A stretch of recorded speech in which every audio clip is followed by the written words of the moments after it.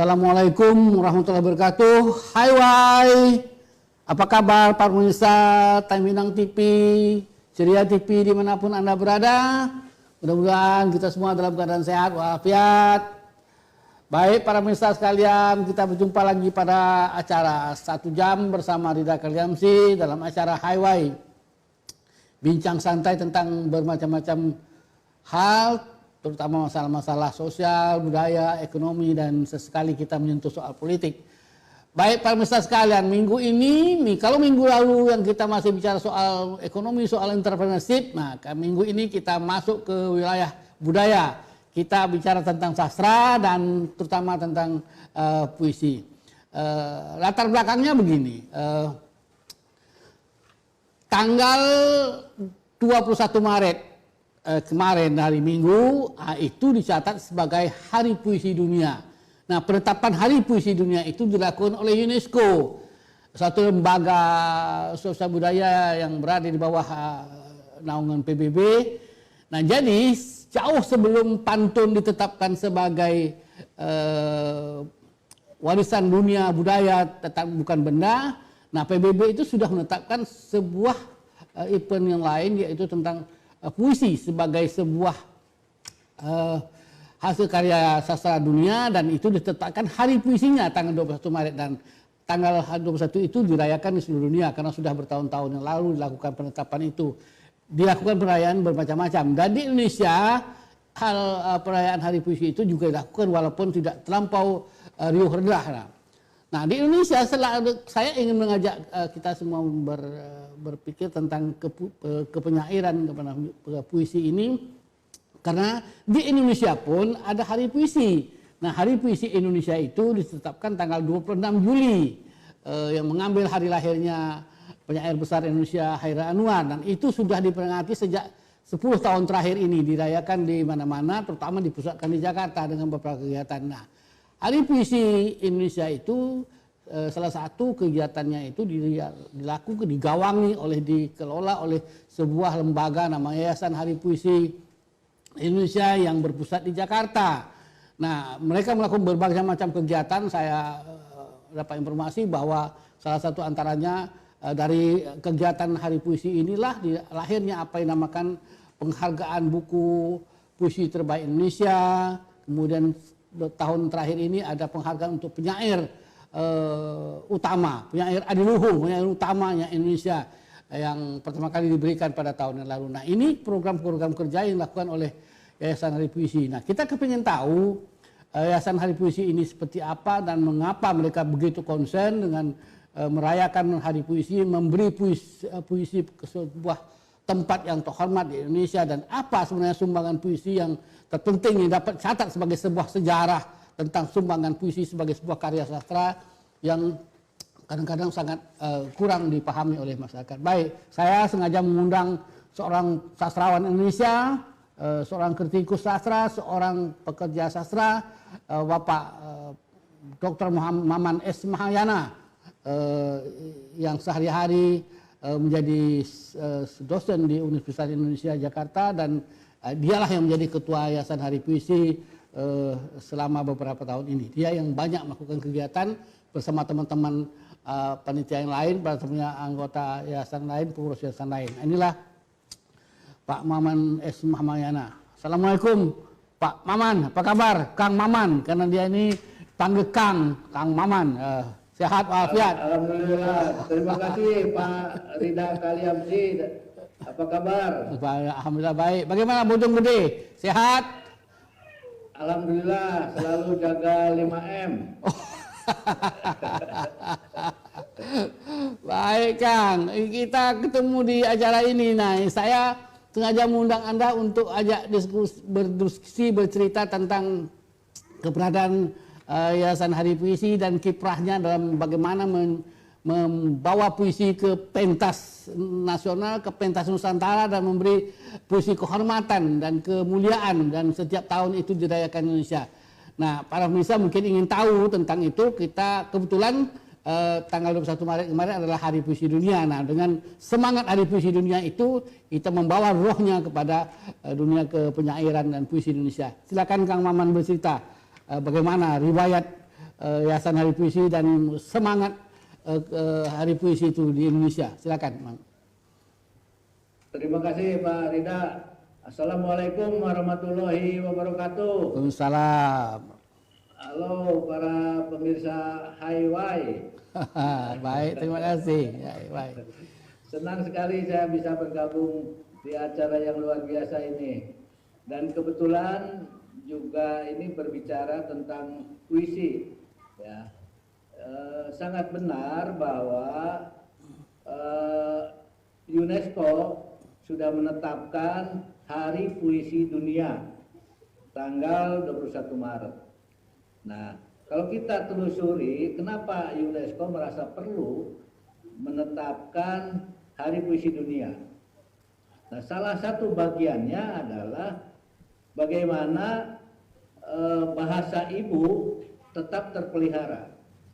Dalam pandangan UNESCO itu banyak bahasa ibu yang punah, maka salah satu hal yang penting itu adalah pemeliharaan bahasa ibu.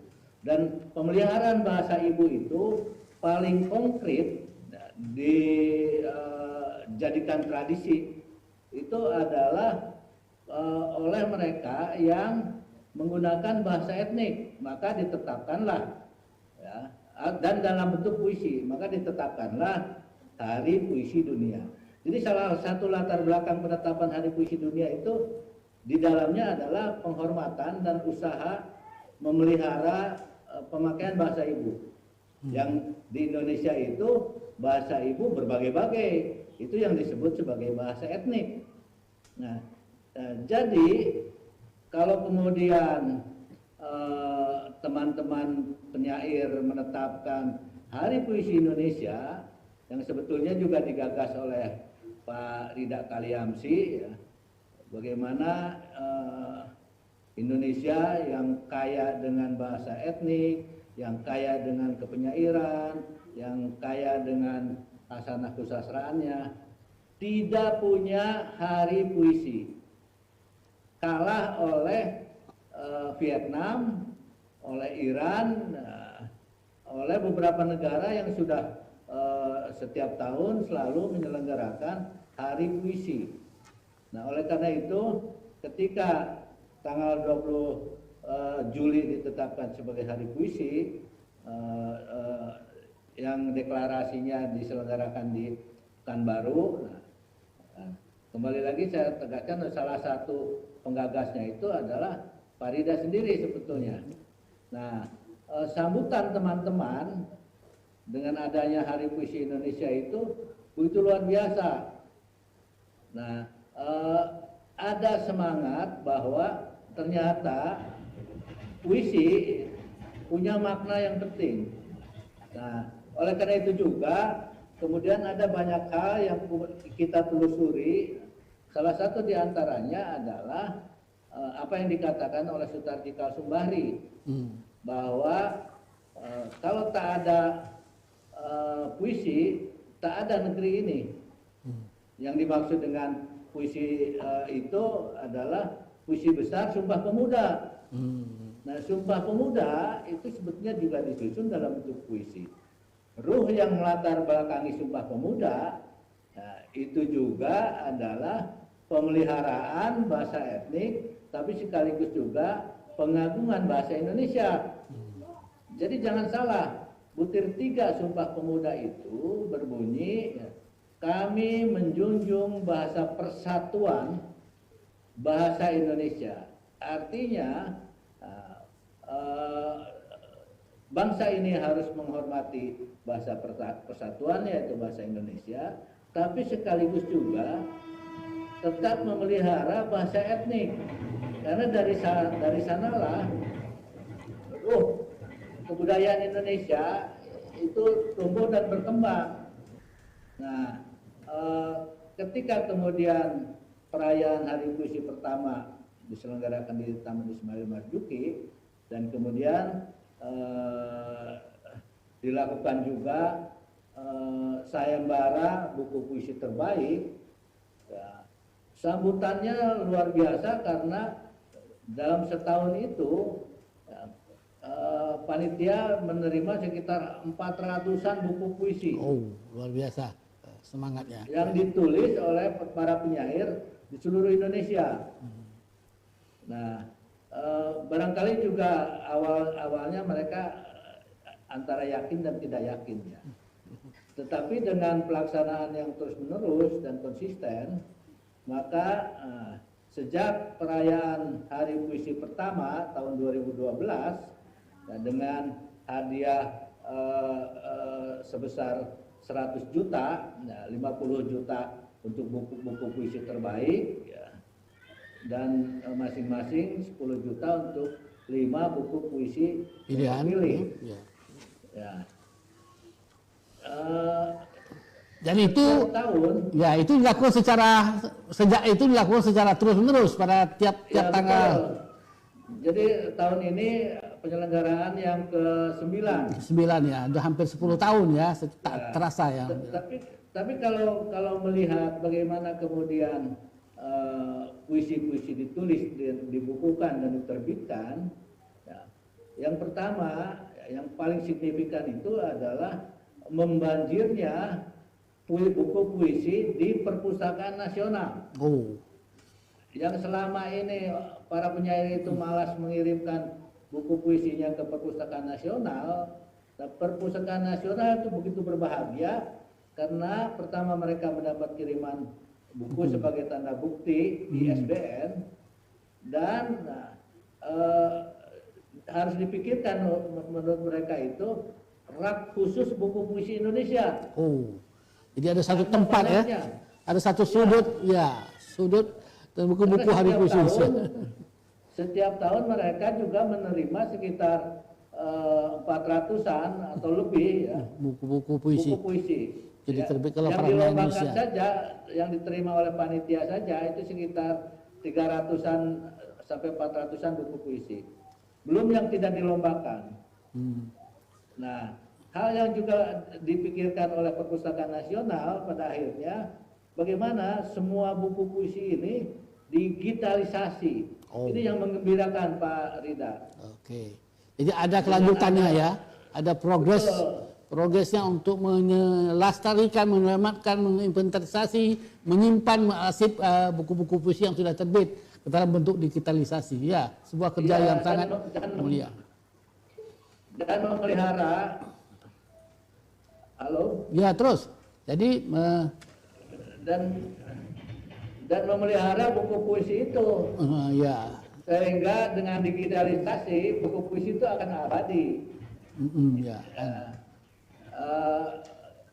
Tapi di luar itu, menurut mereka juga supaya publik asing mudah untuk meriset ya, melakukan melacak atau melakukan riset tentang bagaimana sebetulnya perkembangan kepenyairan Indonesia.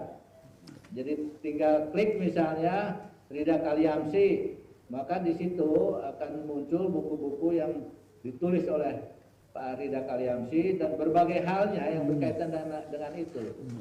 Itu luar biasa. Nah, sehingga buku puisi tidak hanya bisa dinikmati oleh kalangan masyarakat kita sendiri, tapi oleh kalangan masyarakat dunia.